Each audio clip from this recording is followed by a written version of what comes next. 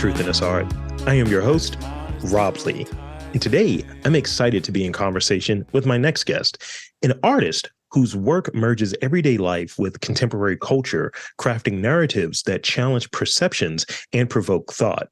Born out of a passion for comics, movies, and music, his artwork is a celebration of the boundless power of creativity in the digital age. Please join me in welcoming the incredibly inventive digital artist, Sergio Neptuna. So thank you for coming on and making the time. This is it's gonna be a treat. Because I have my ear to the street and my eyes to the boards and what's around, and you get names. I'm like, all right, who's this dude? And now we're here. So I'm happy about this. Yeah, this is crazy. I mean, I can't imagine somebody told you about me. I mean, I'm such a new artist in the city. So I'm hoping maybe you saw the billboard or something like that. That's okay. All right, cool. Again, it's an honor to be here, man. For somebody starting off and to be a fan of the show, then to be actually on the show, this is like my mind. Like to actually see you, it's kind of crazy, So yeah, that's great. And I want to set the stage. You're already going to know. You already know my whole playbook. You know what I mean? I do. So, for starters, like describe your creative background. We're not starting there. We're starting. This is where we connect. Okay. I also grew up as a comic book head.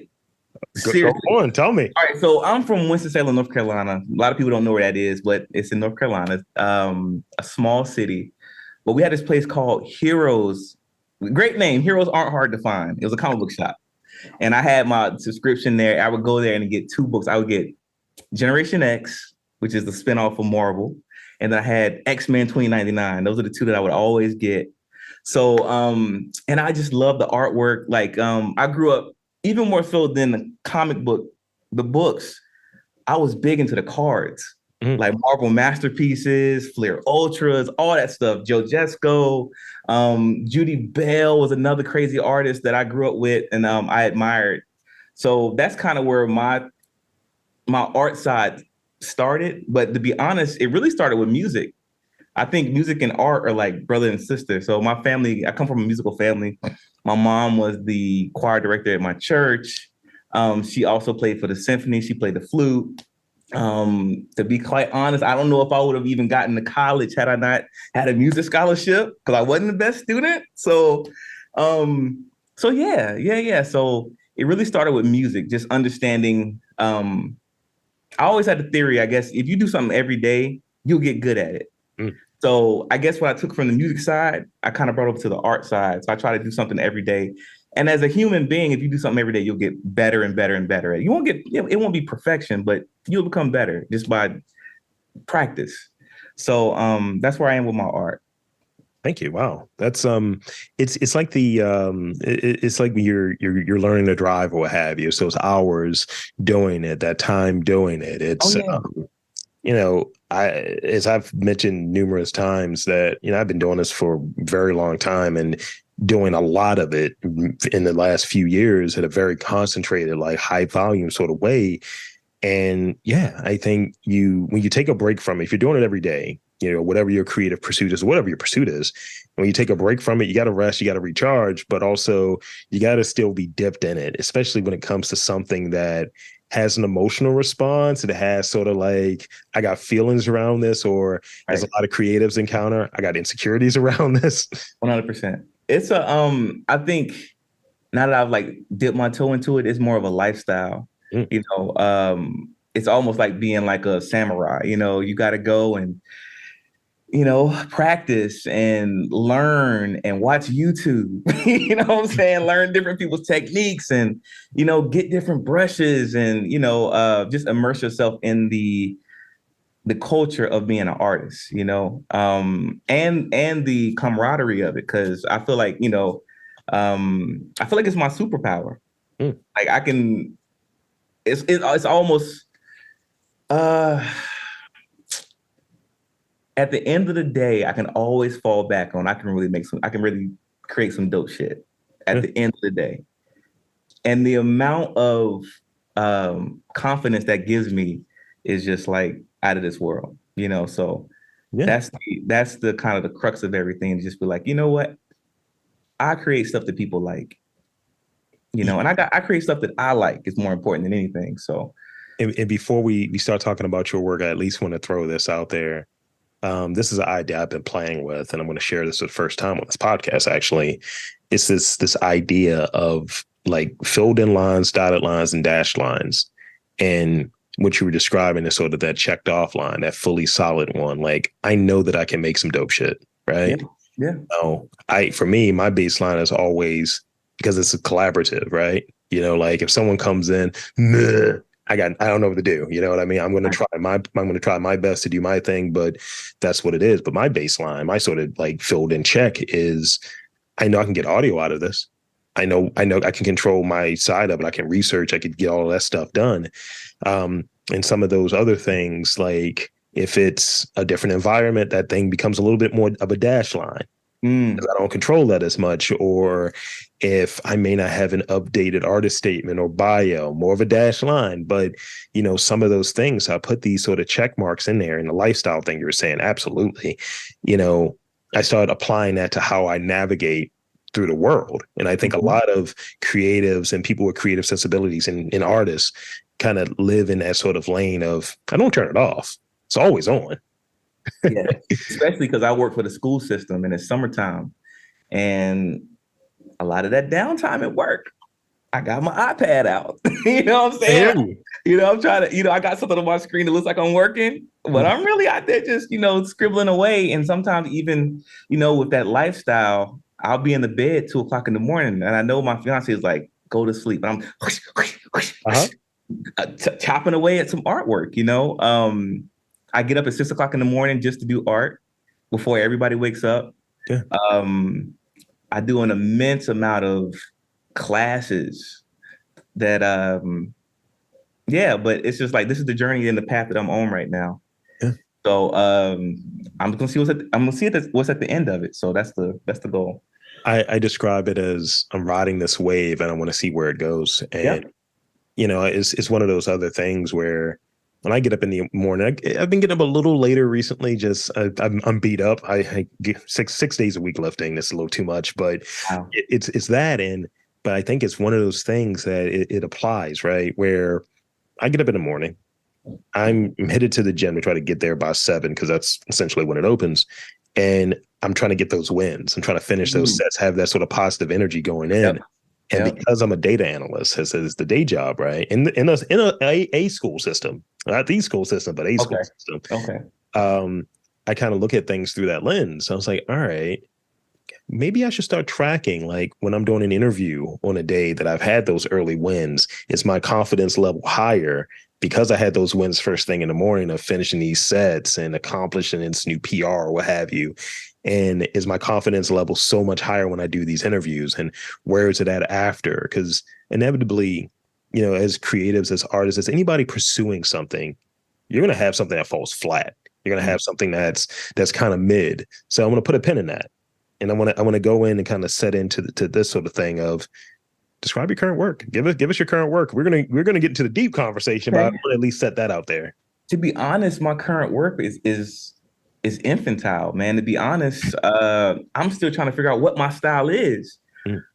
So I just do a lot of stuff that I like, but I'm really gonna start, like, it's almost like language. Like I'm putting my words together now, and then I'll have a full sentence. Yeah. And once I have a full sentence, it's over for everybody. No, I'm joking. But no, seriously, I think art can change the world. So I have some ideas I want to do. I think my current idea is, I like wordplay. It doesn't say that in my artwork now, but I like things that if you read it, depending on where you are in life, you'll get a different meaning out of it. So I have this idea around, with all this stuff going on with affirmative action and things kind of getting rolled back. I've got this, I'm giving you some, how the sausage is made. My current idea is more of America's got us fucked up and some typography. But depending on where you are, that could mean so many different things. America's got us fucked up could mean, oh, they got us fucked up. Or drug induced, they have us fucked up. So it can be so many different meanings depending on where you are and how you translate those things. But I leave that up to the viewer how they see that. So that's kind of one of my goals, to kind of make stuff more like that, with kind of more thought-provoking things. Yeah. So you're a provocateur. I like this. I guess I don't know. Well, and even in that sort of sentiment of, America did this to us is another theme that's right there. Whatever we have sitting there, and when we return to these things that are, again, the dotted line, the check line thing, we thought that was a dotted line. We thought it was a check line. Oh, 100%. And now it's like, oh, let's retroactively go back to this. And then the 60s, we're going 70s, 60s, we're going back in time. Yeah. 1870s, 60s. Like we're going back that. And it's like, to your point, it's like America's got us fucked up because you think that this is just going to be fine? Right. We're just going to accept this? 100%. Yes. 100%. Yes. So yeah, that's why I'm really trying to say something. Yeah. I'm not saying anything right now, but I'm really trying to start saying something. Would it be safe to say that, as a digital artist, right, you're in the sort of ideation and growth phase within your work, but you feel something like bubbling of, this is the message that I want to do, and I want to use the work as a way to extend and share that message? Yeah, that is twofold. It's that, and just finding the art in everyday life. I think I did one of my pieces where my son is in the dentist chair. Yeah. But that's art. And the thing for me, my son's Black, his dentist is Indian, and there's another Black lady who's the assistant. That means something. Yeah. That means something. At least to me, it does. When he was born, his doctor, the lady who delivered him, was a Black woman. That meant something to me. It even brought me back to like ancient times. Like, we've been doing this thing for so long. Yeah. This process of bringing people into the world. So having the first person he see be a Black woman meant something to me.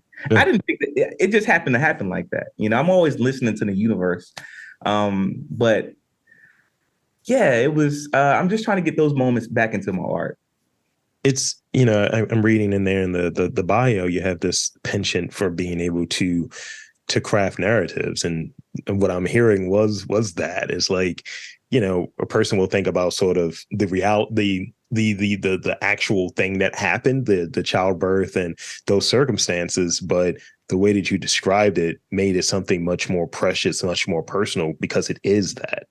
And I think that's something about, like, being able to paint that sort of narrative. ChatGPT did a good job. Way to go. It works. No, I'm joking. Well, but seriously, that's what, those moments are important. Yeah.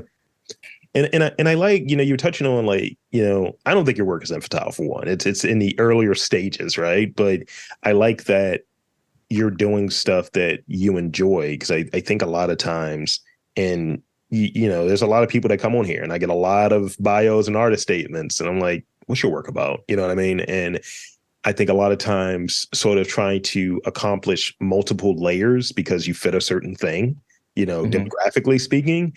Right. And it's just like, where's the you in it? And in it, when I was going through some of the images on your website of the work that you've done, I was like, okay, no, that's the him. I get this dude, from this, at least from this angle. And I was like, I see the Andre 3K. Let's get on that. Oh, let's get on. And also, I cannot post a picture, unless I had the music to go with it. It's just, they're married together. I can't. But to the Andre piece, for me growing up in the South, Andre is such a pivotal. Help me out here. I like it. Edit that out. No. I'm sorry. We all make mistakes. That's the dash line right there. He's such an important. We'll go to that. He's such an important piece of the culture. Yeah. Because me growing up, I'm 40 years old. You're a little older than me, but we kind of grew up around the same. I'm younger than you, G. Are you? I'm 38. Oh, I'm sorry. My apologies. I was like, are we being spicy right now? No. I get it. You got it. I'm sorry. he's such an important part because growing up in that time when AT Aliens and, Southern Playlist came out, you know, unfortunately in the Black community, at least around that time, I think things have gotten better. Mm-hmm. Your sexuality, like, it was tested at all times, but Andre showed that you could be different and still be cool and accepted. You didn't have to necessarily wear what everybody was wearing or listen to Master P at the time or whatever. Master P, I love it. I'm telling you, Andre was that person that made people think, well, all right, well, I like his rap. He's dressing like a genie, but I can get with it. So for me, he was like the person, like he was like the big brother say, yo, be yourself. You don't have to dress in all the clothes. You don't have to wear Rockaware if you don't want to. You know what I'm saying? You don't have to wear Fat Farm or FUBU. You love these references. I'm telling you, you can shop at Hot Topic and still. So go ahead. Let me throw this one out there to you, because it's a really good point you're making. So I think freshman year of college, that was when Speaker Box Love Below came out. And I think that was sort of it's the wrap up, right? But which we later learned was the wrap up. But in essence, it was like them showing their individual things by proxy of this a double album. They're each doing their own thing, and I gravitated towards Andre 3000 more, and I always was kind of in that lane. And I know I've said this before in this podcast, but I'm an Aquarius, and I was hoping, I was like, dude's an Aquarius, right? And it's like, no, he's the Gemini, and I was like, nah, the big boy is the Aquarius. I was like, come on, man. And my brother is a Gemini, and he acts like big boy the way that he's depicted. And I have more of the Andre 3K sensibilities. Wow. But definitely that, that whole thing, all of it worked. And I think sort of changing. I did a podcast for a while called Unofficially Black. And in it, my co-host and I, we would sort of challenge, and we weren't as refined in it. We were just kind of, barbershop talk, but really we were talking about sort of what are the topics of the week, that's on our radar as Black men or have you. And it was born out of this idea of these are the 5 things a Black guy can do. And I was like, I don't do any of those. Actually, I'm into professional wrestling. Oh, Black guys to do that. I was like, but what? Or I'm into anime. No, we're not into that either. And it's just sort of this weird dynamic of, what you can do from a media standpoint. We're not even to what you were discussing, right? What you can wear, how you can act, what is your sexual presentation or whatever. Right. So yeah, and so he's like a patron saint in my life. You know what I'm saying? Seriously, that dude broke down so many just to show me that you can do it. You can be you at the end of the day. Yeah. So that's why I did the art. And it's funny how people, and that brings up something I was talking about last week. It's just like, I did that picture last year, and I feel like I've gotten so much better since I did that. But everybody goes back to that. It's almost like we want Kanye's first album. We want old Kanye. It's the same thing. People love that depiction of Andre. And I'm like, yo, I've gotten so much better. No, we don't care about that. We want this. So it's like, that's just the beauty of art. That's just, So that's the story behind the Andre piece. I'll tell you this, that when I looked at the K-Tornado piece, I ended up going back and looking at the Boiler Room video. Because that's all your fault. You made me go back and watch that. I wasn't planning on doing it today, but that's the effect of your work on this 38-year-old. And my apologies. I'm so sorry. Kidding you, bro. I'm kidding you. And I even see from the sort of like the art standpoint, I saw the King of Diamonds, the Romeo Baradin inspiration. Yeah. So talk about, once you got into that spot of this is what you want to do creatively, like this is, and at least has that sort of early interest in it. Like, what was that initial feeling of, I'll describe mine and then. Okay, go ahead. When I was listening to podcasts and radio and all of that stuff when I was like 2009, right? And I was just like not satisfied with my day job. It's just like not creative. It was very much spreadsheets. And, I was listening to a Kevin Smith podcast and he'd mentioned what his audio equipment was just in passing. He's like, yeah, I use a Fast Track Pro. I took that note down and I ran across the street to the Best Buy audio section, bought mics. I spent like $400 on equipment. And that was my entrance into it. It's just like, I almost felt possessed by the creative Holy Ghost. Yeah. That's what that was for me. You know what? That's interesting because I have parallels to that too. I used to work for an ad agency for 7 years. And I felt like I probably was the worst graphic designer there. Seriously. And it's funny because I'm good compared to everybody else, but everybody in my job was just, they got it. And it made me a machine, which is the gift and the curse, because I can drill out stuff now that's just like really, really quick because I had to do it every day at my job. But I think because I've never felt so inadequate at a job that it forced me to put my attention other places.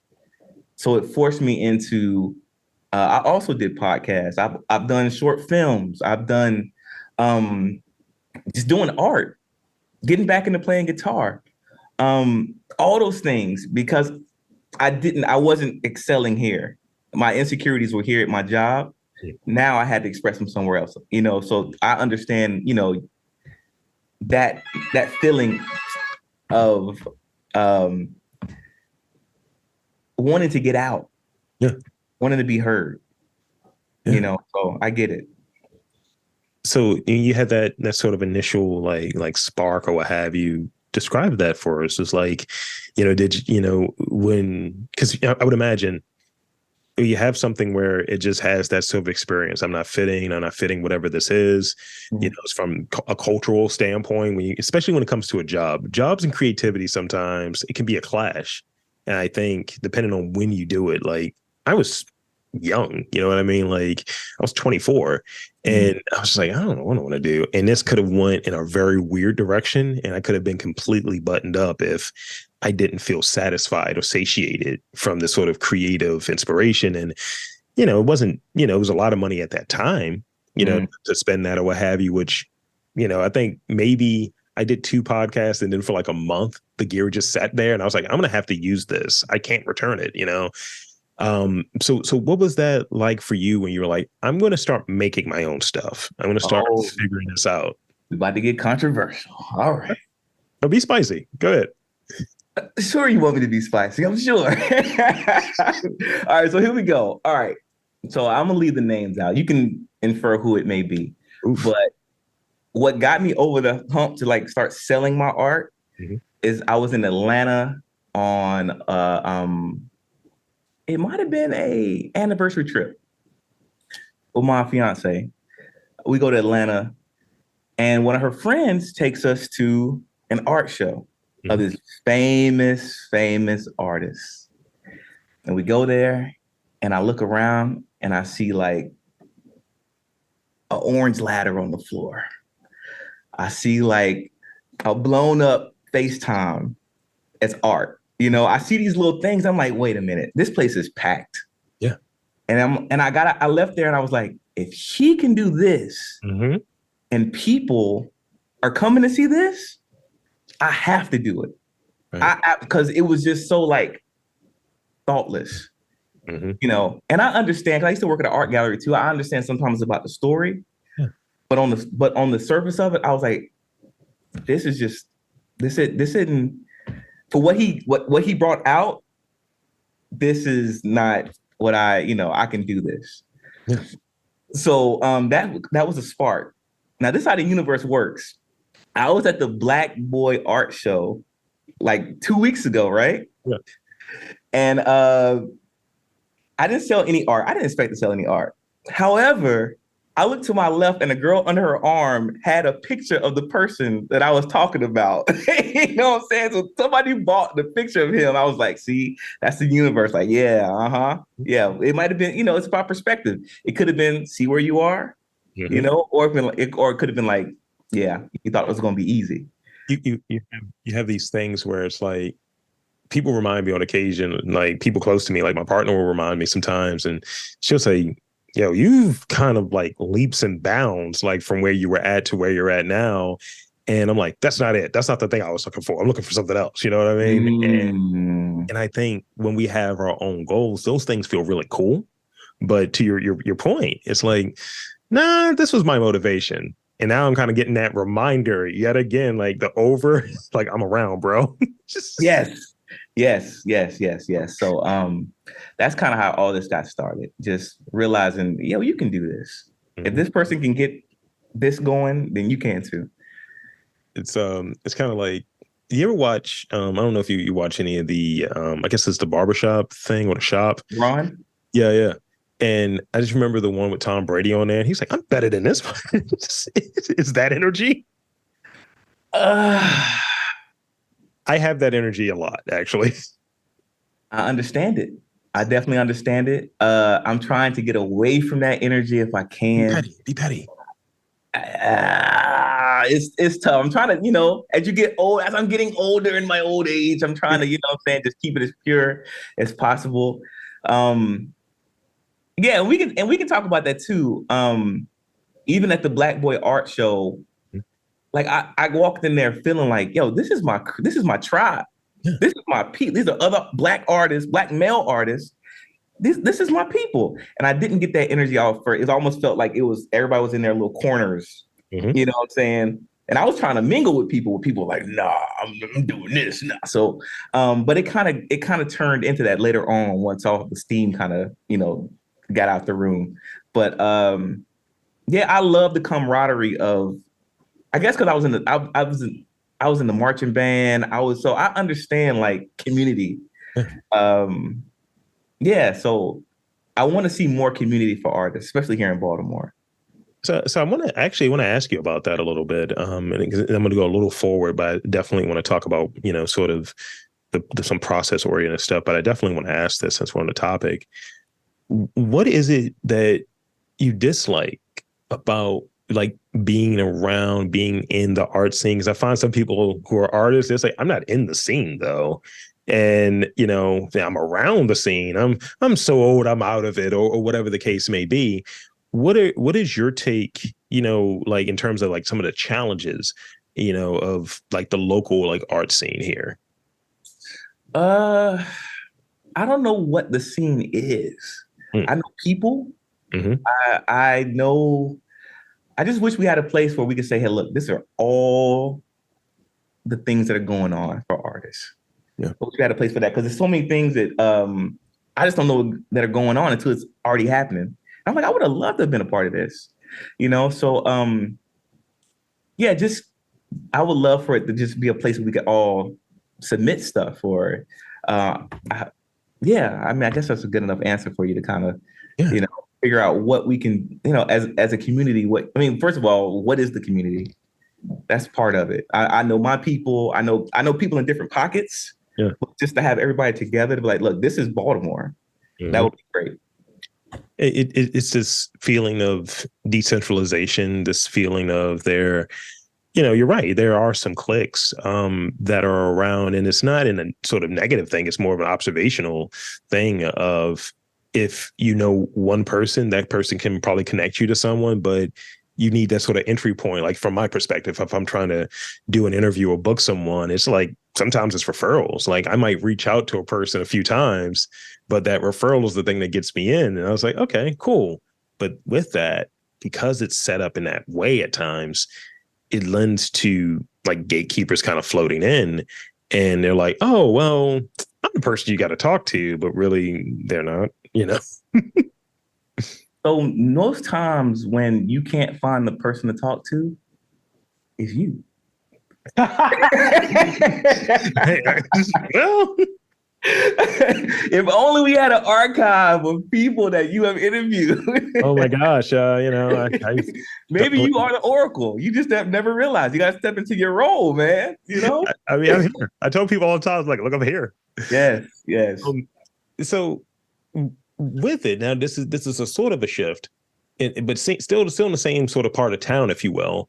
Mm-hmm. What does it mean? You moved in from, Winston-Salem. That's where like CP3 is from, right?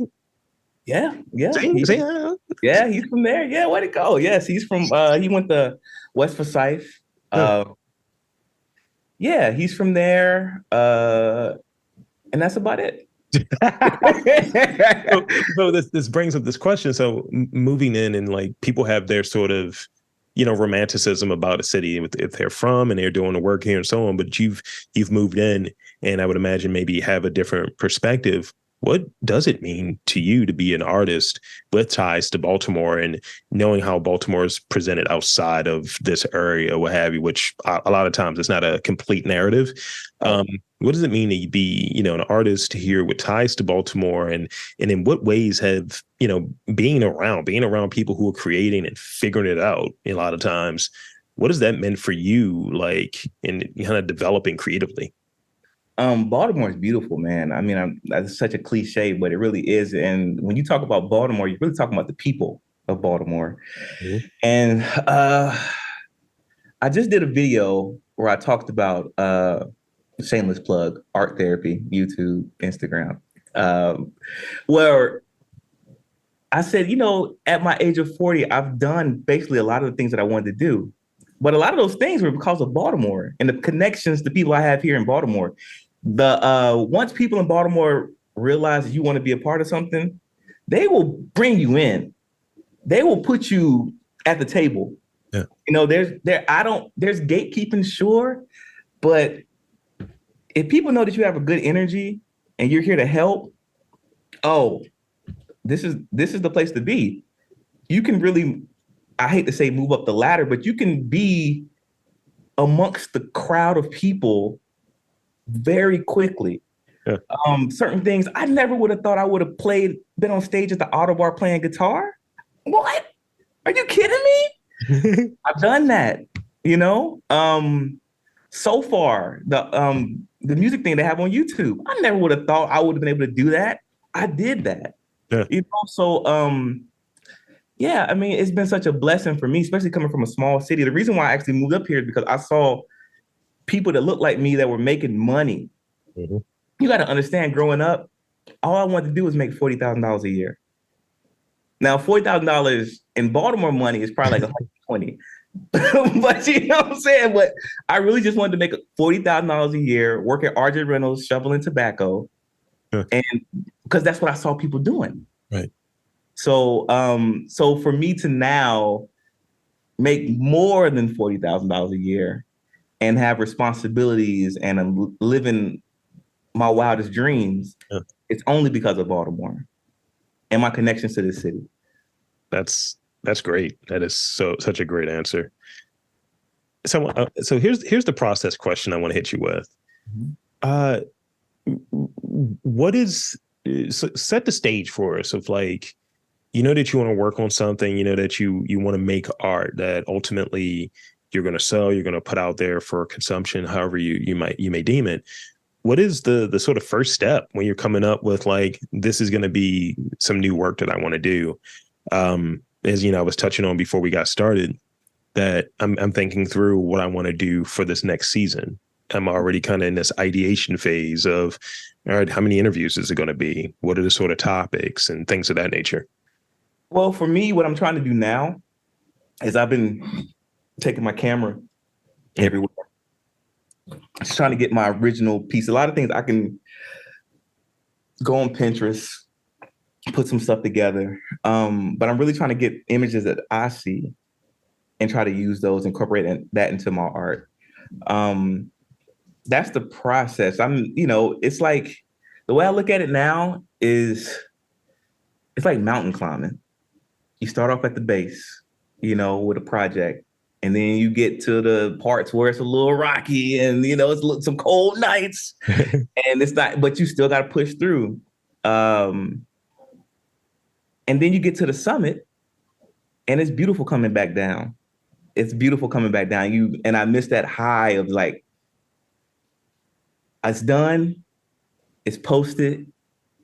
And then I get up the next morning and I see all the imperfections in the art. You know what I'm saying? So it's like, or I look at an old picture and I'm like, why did I even post that? But what that shows me is there's growth in my art. Yeah. That I've gotten better. What I thought was good a week ago, now I look back and it's terrible. So it's the growth. It's the growth. But I enjoy going up the mountain and coming back down. Yeah. I enjoy being out at a restaurant and thinking to myself, I got some art I got to go home and finish. It's like having a good book. You know, it's almost like that. Like I got a good book I got to finish when I get home. So, yeah, I find myself at peace because I listen to a lot of podcasts. Yours is one of them, but I listen to tons of podcasts, especially when like the way my office is set up at my job. I'm a graphic designer, so it's a lot of time in front of a computer. If I'm not listening to an audio book, I'm listening to a podcast. You know, so yeah, but I just enjoy the process of creating. You know, making decisions. Yeah. So when you encounter, which we all do, right, one way or the other, I've talked about it in this podcast, and I've updated my process to account for some of these things because I'm always tweaking, right? But every now and again, we run into some hiccups. We run into like burnout, things of that nature, where the fire is not igniting, the spark isn't sparking, the thing isn't thinging, as it were. That sounded really weird, but okay. But what do you do for that reset? And I ask this because this is a thing that I'm an audiobook guy. And the Austin Kleon book, he talks about that analog to digital loop, right? Yes. So what is that thing for you that's the reset, you know, of when you run into those blocks or those creative like sort of challenges and getting work out or even working on your work? I don't have those issues. I'm perfect. Now I'm playing. No. No. I was like, all right, next question. No. Those are for the plebes. No.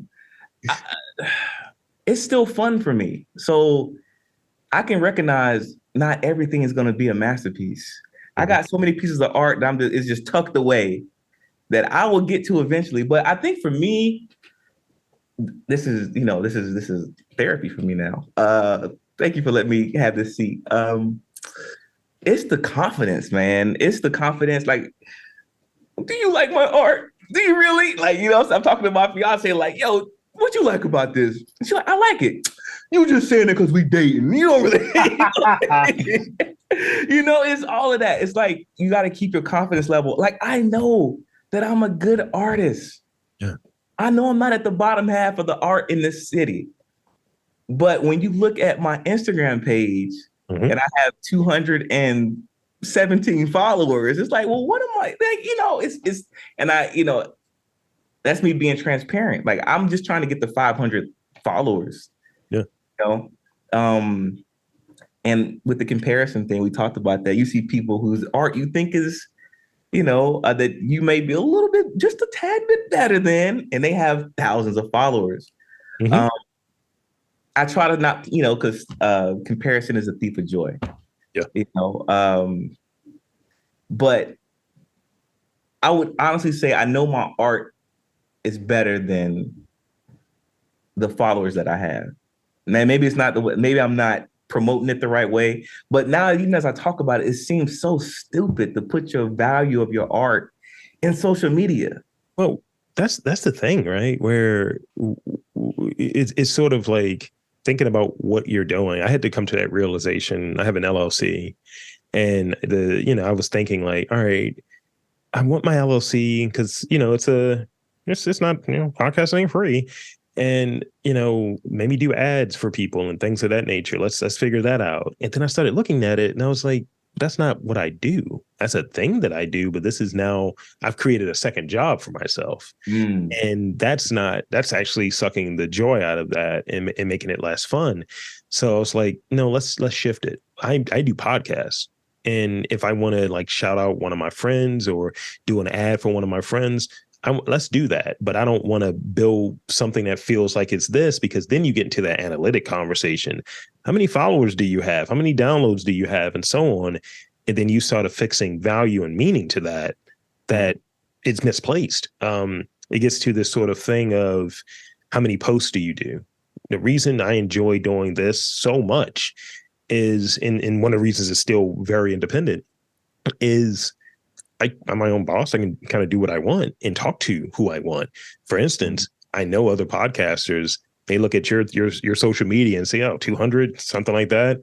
You shouldn't talk to him. It's a waste of your time. And I was like, no, it's not. Not at all. And I have like 5,800 followers or something like that. And I'll see other podcasters to the point of confidence.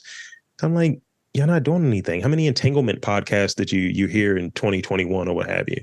They weren't good, and it's sort of that people in the scene know, what the thing is. People who are doing the real, like when I talk to people, they're like, man, I wish I had someone that was doing that. And I was like, well, you ran into him. I'm doing the real thing. And I think, being big and bad about it when it comes to your confidence, people aren't used to that. People aren't used to you being able to speak for yourself and speak loudly and like confidently and can be able to back it up for yourself. Yeah, That's my take. yeah, I appreciate that, man. That perspective is, yeah, it's. I think that's the thing. I mean, I'm gonna do art regardless, Yeah. And it's just this has been my time because I've had iPads before and I never connected to the Procreate app like that or any other app to do art like that. Mm-hmm. But now it's just like I'm on it. And this is my time to create. So I'm gonna create. Yeah. So. When I dive into an audiobook or something and it hits me, and you mentioned something earlier, and I had this moment before I move into my final question for the real part of the podcast. I remember I was listening to something. I have trouble sleeping, so I always put on like an audiobook. I live alone, so I always put on an audiobook. And I don't know, whatever reason, one morning, it's like 2 a.m, it clicked. And I was like, where's my notepad? I wrote down like 10 questions just based off it just knocked something loose, hearing it in the slumber, what have you. And it's something about that. And one of the things I've done to keep a grasp on that, because you never know when you get hit with that inspiration, especially for me, I guess, when coming up with questions and observations, I keep a notepad with me. I got to keep something with me. I got to keep that thing on me, Yep. I use Notion. Yeah. The app Notion for everything. That's like my Bible. I mean, dude, even I got some stuff on here, like like my whole life. Like I have a poop calendar and everything on here. Like, yes, man. Like everything's on here. So from morning notes, I like, from the artist way, doing your morning pages and stuff like that. I have a book log that I have on here of some of the books I've read, where I am with the percentage of the book and stuff like that. So definitely I guess the theory is your brain, and I guess it's from a creative standpoint. Your brain is for creating. So anything that you can do to just write down, it doesn't hold that space in your brain. So I always go back to, what did I write down today? So it lets my brain be free to kind of like do what it needs to do. Instead of your brain's not for holding information. It's for creating, at least in my brain. I agree. So I use my phone to hold the information. That's why I have storage. Yeah. I write down, because I'm very much into ideation, and I was just thinking through, and that's a very pretentious way, at least the way that I'm using it, to say brainstorming. But I was thinking through like ideas of, all right, it may be a cool idea for a podcast. Maybe I don't want to host it. Maybe I can pitch it to someone else to host it, and maybe I'm an executive producer on there, things of that nature. And I have this belief around like ideas. Like I don't get really, really caught on if I didn't put something out there and someone kind of gets the idea and they do it before I do. That's what good ideas are for. I'd rather the thing be made. And I'm always, this is where the confidence again comes in. I'm always going to have ideas. And that's sort of the thing. That's the one thing you won't be. That is my deep, heavy mark checkbox. Yeah. And that's a gift, man, to understand that there will always be ideas, But yeah. So this is the sort of last real question I have for you. We have people, they use the term like artists, like rappers, they'll say, I'm a rock star. And it's like, because you're not that good at rapping. But, and it's a weird relationship with certain terms, right? What is your relationship with the term like artist? Did you struggle with it and kind of accepting that as a term that you may, apply to yourself? Because I hear, more folks are described as creatives at times, or artist has a certain stank around it at times. I think creative has a stinker. Ugh, I can't stand that word. I'm a creative. I cannot stand that. But no, man, that's my badge of honor, man. That's my, scarlet letter is artist, man, for real. Like, wear it with pride, man. Like, if you are an artist, man, like I said, you are a superhero. Mm-hmm. You can communicate. We ingest things with our ears, with our eyes. Mm-hmm. So, like, one thing I learned was that I was in the grad program at Johns Hopkins, in the film program, and I did a short film, and people were just associating things to the film that I never even thought about. He's wearing a red shirt, and the red shirt means this, and I'm just like, it ain't. He just came to the set with a red shirt on. It wasn't even about that. But to be able to bring stuff out of people that from their past, their upbringings, through my art, that's powerful. That's powerful. I can be with the mayor and show him my art, or I could be on Skid Row and show them my art. To be able to bridge the gap between those two different, that's a lot of power. Some people can't do that. So yeah, if you're, man, it's such an honor and a blessing to be an artist because not everybody can do it. 100%. And yeah, when I became aware of that sort of controversy around the term, because there are some people who don't abide by that or don't live in that way, they just attach it to themselves because it means something. And it's like, what are we doing? You know what I mean? And I think you're right. It is a thing that not everyone does. It is a thing that at times feels rarefied, but I think we need to open that aperture a little bit more to be inclusive of folks that look like you and I, because a lot of times, that term is applied in a different way. There's a qualifier in front of it. And it's just like, no, just artists. Just like Black artists? Yeah. Okay. You have folks that they, again, I get artist statements that lead with identity before just what do you do? What is it? What is the thing? And, I think I do this, I apply in sort of artful mindset to this. I'm a podcaster, and I think it's something important about how we term ourselves and what terms that we use. So when people try to reject it or someone calls you something else, like I've been called an influencer, and I'm like, ugh. I get a little like, what do you mean? But yeah, I like that you defined it in that way. So here's the rapid fire portion, kind of the wrap up of the real questions. So here's the rapid fire portion. This first one is ridiculous. Don't overthink them. I won't. Trust me. It doesn't have to be healthy, but it has to be good. What is your sort of late night go-to struggle meal snack that you're like, this hits? You're from the South, so I'm waiting to hear something fried. I think Baltimore's taking that a little bit out of me. Man, I hate to say this because it's so bland. What my go-to snack was I would get some yogurt. Zero fat Greek yogurt thing. Yeah, some Greek yogurt, absolutely. I think it's called chabat or something like that. Chobani? You get the Chobani? No, it wasn't that. It was like it was some kind of off-brand. It wasn't. I'm trying to save some money here. With some some nuts and some dried cranberries and some honey on it. What is this healthy snack? I'm trying to lose weight, man. I got to get to 165, brother. I'm like 184. I hear you. I'm in my keto stage now. I was waiting for you to say like, I need these ribs, brother. I need, big but before that, it would have been in the South. It would have been some. Not to say that meal was keto at all. That was But anyway, I don't want anybody to come down on me in the comments. But I would go to Cookout. And I would get a cookout style Cajun chicken sandwich with fries. That would be my go-to in North Carolina. I hear you. I'll share this with you before I move to the next one. It was one time I was a couple years ago. I was in Dallas for a wrestling show, and me and my buddy is down there. And dimensionally, people don't really get how big I am in real life. Like I'm 6'4", and I'm a monster of an individual. And when people see me, and it's like, I see the face and I recognize, why is it on a different body? That's sort of the energy. Right. And this is maybe the best compliment or the dirtiest shade I've ever gotten.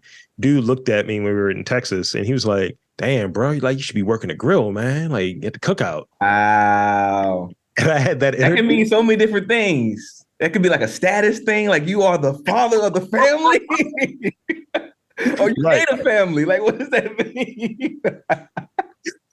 Because man, yeah, that's kind of weird, man. You know, see it full circle.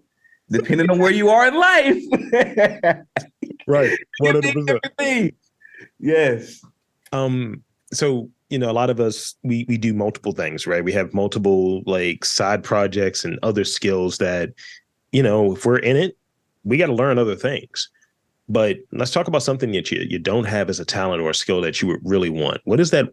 What's another talent that you would like to have? Like, you're like, I need that. I need to be able to do this better. I think if I could be like an MMA fighter, like if I could just like choke somebody out. So pugilism. Yeah, like if I could like be a boxer and just knock a nigga out. Like just, oh my goodness, I'd be a different person, man. If I could just right hook somebody. Yeah, I think that would be, if I could just do that. I want to do physical things that my size doesn't denote. So like I wanted to practice Muay Thai because I want to trip someone, like leg kick, and they just flip over. Yes. Something about the visual of flying knee to someone's chin piece. Just embarrass somebody. Yes, I'm telling you, I want somebody to shit on themselves. Put it in the diary. Yes, I want to turn somebody into juice. I do. I'm telling you, I really want to, and I'm a nice guy. But if I had that ability, that's one of the funniest things I've ever heard. Forget the art. Take the art out. Forget the art. I'll trade my art so I can turn someone into juice. Sanctify these hands. Yes, I want no more art. Yeah, we're going straight John Jones. I mean, I saw my man Derek Lewis the other day through a flying knee. Yeah. And I was like, 1, he's an Aquarius. 2, he's a heavyweight. I was like, look, I can do this. I can throw a flying knee. Yes, man. Defying gravity. That's a big dude too, man. Not a small guy. His balls get hot too. Hey, there you go. Right. My ball was hot. What is that one trait? Because there's a storytelling thing too that we all kind of touch with. You have the comic background, movies and things of the sort, and even a lot of music has the storytelling element to it. What do you think makes for good storytelling? It's simple. It's normal. Explosion. New normal. That's storytelling. That's drama. That's the formula to air. When you distill everything down, that's what it is. Normal, explosion, new normal. So that's pretty much it. Here's the last one. This is the one I added. So that's it? There was one more. It's one more. This is the last one I have for you. There was I added this one because it was only 3 initially, and I added this one based on something you said earlier. Hey man, hold on. I'm just putting this out there. I paid you good money for this interview, man. I'm getting my hour and 15 now. There's no payola here. But here's the last question. So I know this is going to be a challenge, I think. I have one, and I'll share mine with you. And I actually got one of the artists I interviewed. He did a nice favor for me. He made a card. You talked cards earlier. He made a card of one of my favorite comic book characters. So I'm going to ask you, who is your favorite comic hero? Oh, easy. Gambit. Really? Oh, smooth, mon ami. Yeah, man. Yes. This guy. Yes, Gambit was the coolest dude, man. I like Spawn. I mean, that's just like Gambit was just he was that dude. He was Okay. Side note, I got to ask you this. Because I have a theory. You can tell a lot about a person based on who their favorite Ninja Turtle is. So who's your favorite Ninja Turtle? Okay, this is you look like a Michelangelo guy. Funny you should say that. My brother's a Michelangelo guy. Okay. Everybody that I know that has known me, and we get into the turtle conversations, they're saying there's a duality to me, that I'm 2 guys. Okay. Leonardo and Raphael. Ah, okay. All right. And that's opposite sides of the spectrum. Yes, it is. Wow. I'm a cusp Aquarius, so I have this sort of Capricorn energy that's very I like to be petty, But then I Okay. had sort of like overthinking and what's the next thing that we're going to do? The airiness of an Aquarius. And it's always been that way. When I was younger, it was definitely, love Leonardo, leadership. And watching that first movie, the live action one, the one that was probably the best one before it got all 100%. crappy. 100%. I was like, yo, this is just a Raphael movie. Because I watched it like recently. And I was like, I relate to Raphael more than the rest of these guys here. And it's kind of that. It's almost like when someone asks you, is it Michael Jackson or Prince? And it's like Michael Jackson when you're younger, Prince when you're older. That's deep. What is your turtle? Leo. Leo. I think it's Leo. I know it's Leo. He's my favorite. I judge people who pick Donnie. I look at him like side eye. Yeah, it's not too. Donnies are kind of weird, man. Yeah, they're definitely internet trolls for sure. Yeah, I will be going to the movie tomorrow, by the way. I was asked to go yesterday to take the kids out there, but we're probably gonna go this weekend. Oh yeah, I was preparing for this podcast, so I couldn't go. So.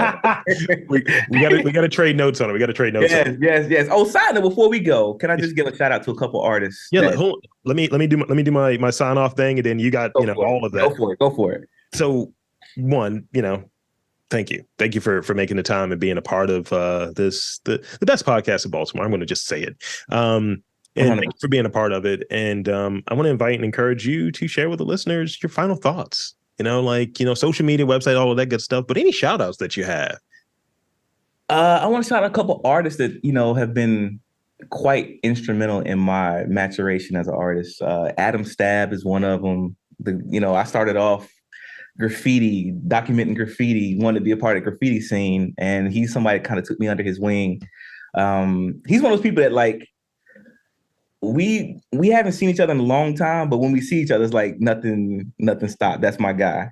So Adam Stab, Brian Robinson, who's actually been on the show too, from the Black Genius art show. His story is crazy because I remember the first time we met, we were at the Creative Alliance doing a music video bash together, and we were just showing off our art in the video realm.